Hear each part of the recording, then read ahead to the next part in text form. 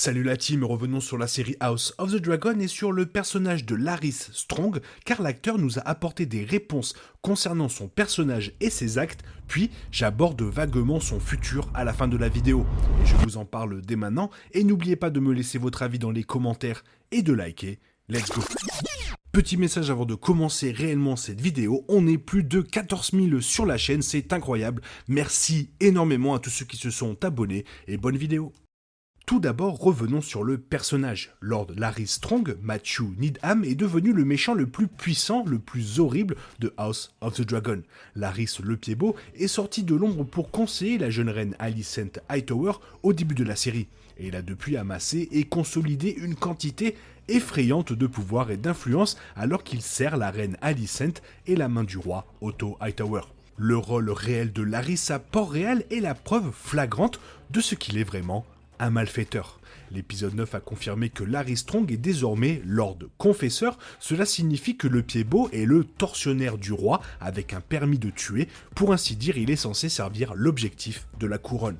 Le Pied-Beau sait attirer les faveurs de la reine Alicent en tant qu'allié précieux et source d'informations. Ainsi, Larys se cache perpétuellement dans l'ombre à la recherche de traîtres ou de moyens de parvenir à ses propres fins. En tant que Lord Confesseur, Larys a fait torturer et pendre Lord Caswell parce qu'il ne soutenait pas le nouveau roi Aegon II Targaryen. Mais qu'il s'agisse d'emprisonner quelqu'un, innocent ou non, dans les cellules noires ou d'ordonner le meurtre de ses ennemis, ce dont Lord Larys s'est montré capable, et en plus il le fait volontiers sans aucun remords, rend le personnage terrifiant. Mais attendez que j'aborde les révélations de l'acteur, car c'est un truc de zinzin. Et donc, Larys Strong est l'un des personnages les plus puissants de la série. Dans l'épisode 6, Larys a sournoisement tué son propre père et son frère dans un incendie pour hériter de leur titre. De toute évidence, la famille ne signifie rien pour Larys, et il est également évident qu'il se fiche que les enfants de la reine Rhaenyra soient ses neveux, puisque leur vrai père est Sir Harwin Strong. Bien que Larys ne soit pas officiellement membre du Petit Conseil, il peut être compté parmi le Conseil Vert, qui est la cabale des partisans de l'usurpation du trône de fer par la maison Hightower. La relation étroite de Larys avec la main du roi et avec la reine Alicent, qu'il tourne pour satisfaire son fétichisme des pieds en échange d'informations, le rend inestimable pour la maison Hightower. Le Pied-Beau est également redouté, et pour cause, puisque le seigneur confesseur n'a aucun scrupule ni remords face à la torture et au meurtre. Larys a fait plus de mal que d'autres pour permettre la prise de pouvoir des Hightower, mais tout cela a été tout aussi égoïste, car il a également consolidé le pouvoir et l'influence du seigneur confesseur. Puis la star de House of the Dragon, Matthew Needham, a expliqué l'importance du fait que Sir Larys Strong veuille voir les pieds de la reine Alicent Hightower dans la saison 1, affirmant que le personnage n'a pas vraiment de fétichisme des pieds. Mais alors, il a quoi? Le moment explicite de la série voit Larys donner à Alicent des informations sur les espions dirigés par Mysaria dans le Donjon Rouge. En récompense de sa loyauté, Alicent permet à Larys de se faire plaisir du ham-ham en regardant ses pieds. Le moment a été évoqué non seulement pour sa nature dérangeante, mais aussi pour la façon dont il peut se connecter à Larys lui-même, qui est né avec un pied beau. Selon Entertainment Weekly, Needham s'est adressé au public lors de la convention officielle de Game of Thrones à Los Angeles, déclarant que Larys Strong n'a pas vraiment de fétichisme des pieds. Needham a indiqué que la demande de Larys de voir les pieds d'Alicent découlait en effet d'un désir de pouvoir symbolique sur elle, conformément à d'autres éléments de son personnage. Voici ce qu'il a déclaré. Je ne pense pas que ce soit un fétichisme des pieds comme nous le comprenons en 2022. Je pense que c'est beaucoup plus bizarre que cela. Il ne s'agit pas seulement d'un homme avec un pied beau attiré par les pieds, c'est une personne très perturbée avec énormément de traumatisme. Il s'agit de lui faire ressentir autant de honte pour cette partie de son corps que lui en a pour le sien. Il peut découper des langues et il peut arracher des yeux. Je pense qu'il adore faire ça. Je pense qu'il aime rendre les gens incomplets. Il ne peut pas faire ça avec elle. Il peut cependant associer cette partie de son corps à un traumatisme de sorte que longtemps après son départ, elle a ce sentiment de malaise qui est lié à cela. C'est ça le truc avec une agression comme celle-ci. Ça fait du corps de la victime la scène du crime et je pense que c'est ce qu'il aime faire. Donc je ne vois pas ça comme s'il aimait les pieds. C'est le fait qu'il peut la forcer à le faire. Et après cette déclaration, le personnage fait froid dans le dos car par la suite, il pourrait faire des choses horribles auxquelles on ne s'attend pas et on va pas se mentir, bordel, c'est excitant. L'explication de Needham concernant la raison pour laquelle Laris veut vraiment voir les pieds d'Alicent souligne à quel point le personnage essaie toujours de manipuler les situations pour se rendre beaucoup plus puissant que ceux qui l'entourent. L'une des premières actions importantes que Laris entreprend dans House of the Dragon est d'orchestrer le meurtre de son père et de son frère.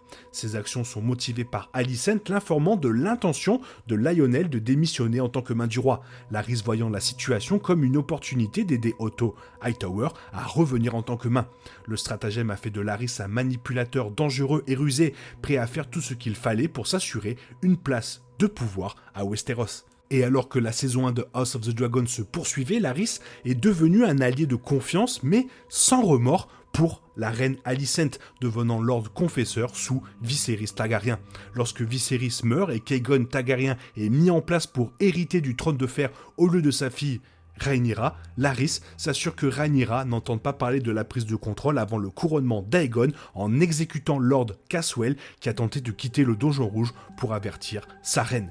Sur les ordres d'Alicent, Laris a ensuite mis le feu au refuge de Mysaria afin de perturber son réseau d'espionnage. La démonstration du dévouement rusé et féroce de Laris aux ordres les plus impitoyables de la reine souligne ce que Needham a dit à propos de Laris, utilisant même les tactiques les plus troublantes pour exercer son pouvoir sur les autres à Westeros. Alors, quelle est sa prochaine étape dans la saison 2 ? Avant la danse des dragons qui doit maintenant se dérouler dans la saison 2, Laris aura probablement un grand rôle à jouer dans la manipulation de l'effort de guerre pour s'assurer que la faveur revient à Alicent et Aegon. Compte tenu de sa nature secrète mais manipulatrice, il est possible que Laris ait une vaste bande de personnes à Westeros qui, pour une raison ou une autre, pourraient convaincre de jurer fidélité à Alicent Hightower.